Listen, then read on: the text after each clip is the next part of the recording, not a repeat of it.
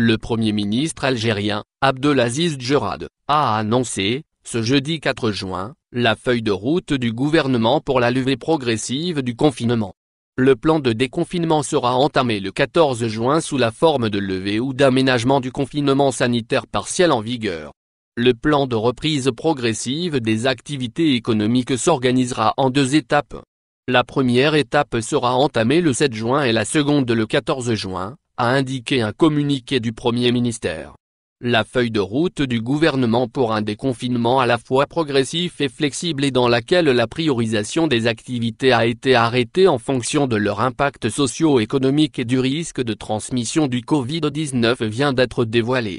Ainsi, le plan de sortie progressive du confinement, qui sera entamé à partir du 14 juin, sera sous forme de levée ou d'aménagement du confinement sanitaire partiel en vigueur.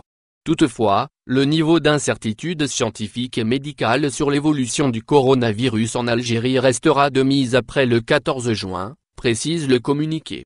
La levée des mesures de confinement tiendra compte de l'évolution de la situation épidémiologique à l'échelle nationale et de chaque wilaya à travers des indicateurs pertinents notamment, le taux de reproduction d'IRT inférieur à 1. Le flux journalier des nouveaux cas d'infection enregistrés.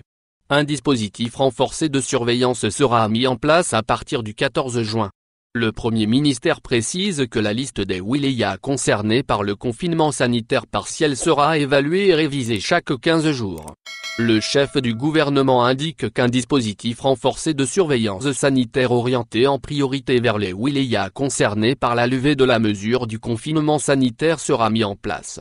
Ce dispositif s'appuiera sur une stratégie de détection précoce, notamment au niveau d'éventuels foyers ou clusters qui risquent d'apparaître à tout moment.